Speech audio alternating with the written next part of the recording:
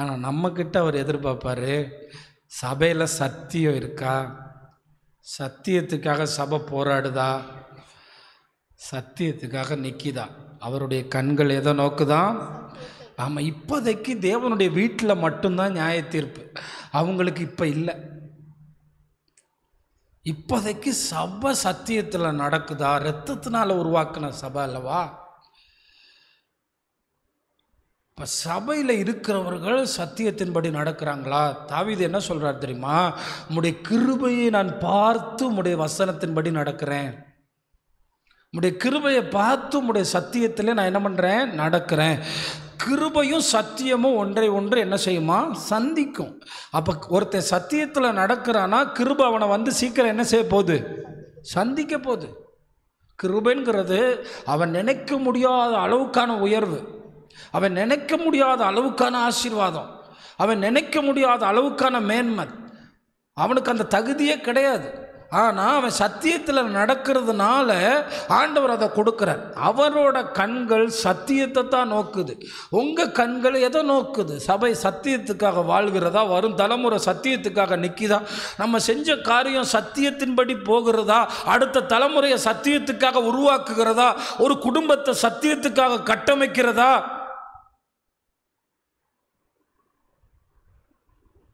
ஏன்னா நம்ம ஒருத்தனை இறக்கம் காட்டி பரலோகத்துக்கு கொண்டு வர முடியாது.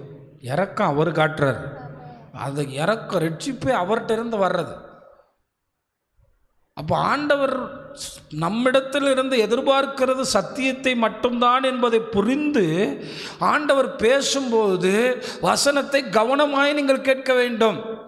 இன்றைக்கு நல்ல கவனிங்க. முக்கியமாக ஆண்டவர் இந்த செய்தியை எப்படி தருகிறார் என்றால் ரொம்ப ஆச்சரியமாக தர்றார்.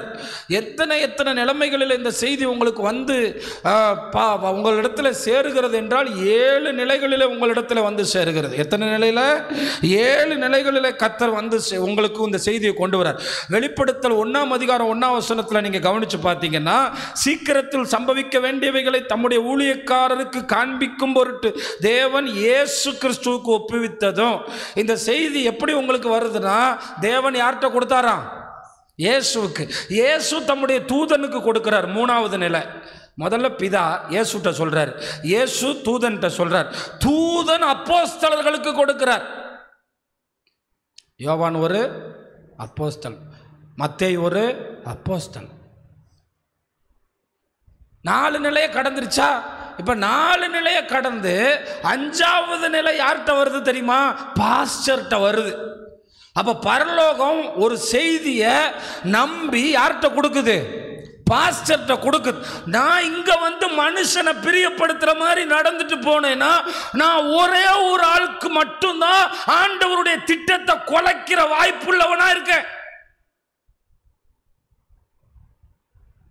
நம்ம ஒரே ஒரு ஆள் தான். இந்த ஒரு ஆளை தான் ஆண்டவர் நம்புகிறார். இந்த ஒரு ஆள் சபையை சத்தியத்தில் நடத்திடுவான் அப்படின்னா ஆண்டவர் என்ன பண்ணுறாரு? நம்புகிறார். இந்த 7 நிலை வருது. 4 நிலை பூரணமாக சுத்திகரிக்கப்பட்ட நிலை. ஏன்னா இது வேதம் சுத்திகரிக்கப்பட்டு தான் நமக்கு வந்திருக்கு, பொண்ணை போல புடமிடப்பட்டு. இப்போ பார்த்தீங்கன்னா அதே வெளிப்படுத்தல் 2:1 பார்த்தீங்கன்னா கர்த்தர் சொல்கிறாரு, எபேசு சபையின் தூதன் பாஸ்டர் வர்றாரு. இங்கே பாஸ்டருக்கு வந்துருச்சா? அப்போ 5வது நிலை இந்த செய்தி எங்கே வருது? பாஸ்டர்கிட்ட வருது. இன்றைக்கி நிறைய பேர் சும்மா வாட்ஸ்அப்பில் ஒரு மெசேஜ் வந்துச்சுன்னா எடுத்து சபைக்கு கொடுக்குறாங்க. இந்த செய்தி நான் எப்படி ஏற்படுத்தினேன்னு சொல்லவா? எரேமியா தீர்க்க தரிசன புஸ்தகத்தை நான் படிச்சுக்கிட்டு இருக்கேன். படிச்சுக்கிட்டே இருக்கும்போது காலையில் ஒரு நாள் ஆண்டவர் சத்தியத்துக்கு நேராக என் கண்ணை கொண்டு போனார்.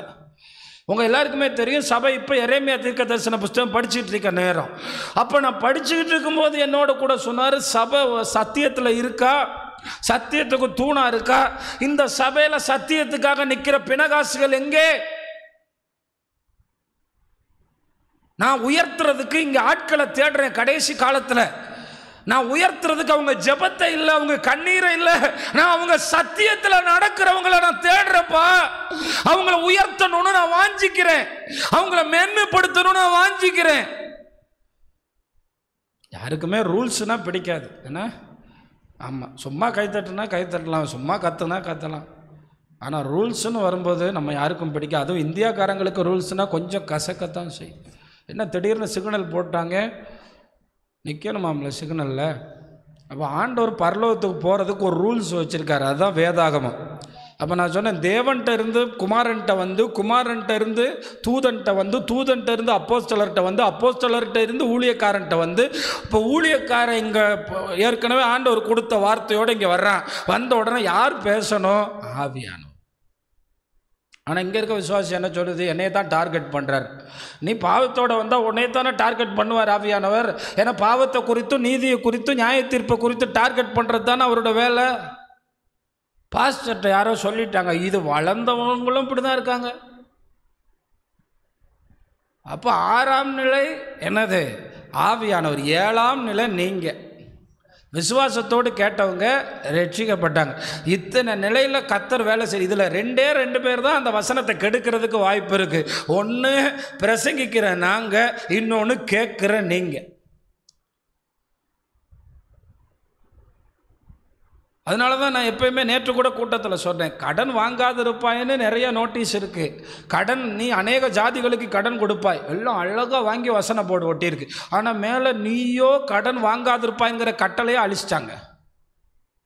நான் சொல்கிறேன், இந்த மாதிரி நோட்டீஸ் எல்லாம் போடும்போது கட்டளையோடு சேர்த்து போடுங்க, இல்லைன்னா கட்டளையை மட்டும் போடுங்க. கட்டளையை கை கொண்டாலே அவன் ஆசீர்வதிக்கப்பட்டுருவான். ஏன்னா கட்டளையை கை கொள்றான்னு தான் ஆண்டவர் பார்க்குறார். ஆண்டவர்கிட்ட என்கிட்ட ஒரு எதிர்பார்ப்பு இருக்குது, நான் இப்படி இருக்கணும், இப்படி வாழணும்னு. இப்போ தானியேல் போய் அங்கே சாப்பிட பயப்பட்டதுக்கு காரணம், ஆண்டவர் லேவியராகமம் புஸ்தகத்தில் நமக்கு எழுதி கொடுத்த கட்டளையில உடைஞ்சிருமோ அப்படின்னு 17 வயசு வாலிபன் துடிக்கிறான். 17 வயசு வாலிபன்னா எப்படி இருப்பான்? டீன் ஏஜோட தொடக்க நிலை, அப்படி வெறி கொண்ட நிலை. திங்கணும், ஹோட்டலுக்கு போகணும், ஜாலியாக இருக்கணும், சுற்றணும்.